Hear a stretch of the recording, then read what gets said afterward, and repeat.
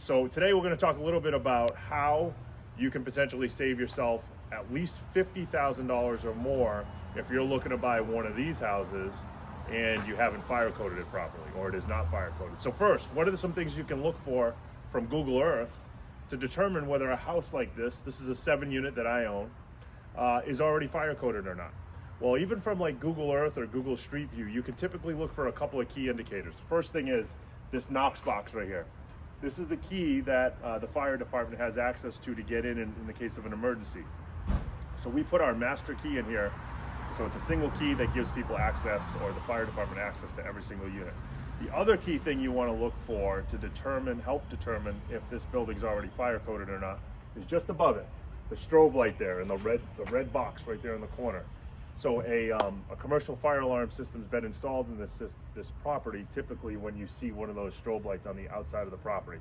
So again, even from Google Street View, you can start to determine whether or not this property already has a fire alarm system, and then can account for all this in your budget and your offer price and those types of things. So come on in, I want to show you a couple other things.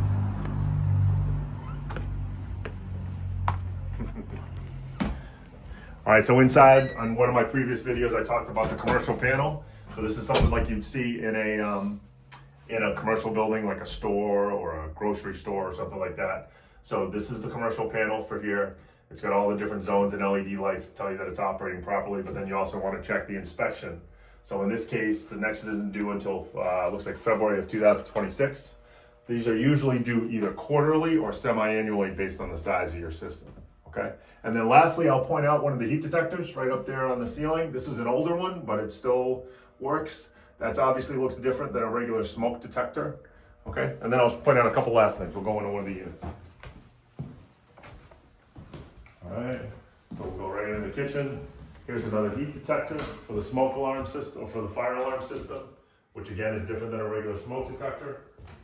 And then finally in the bedroom, you're going to see the traditional carbon monoxide combo and smoke detector right here.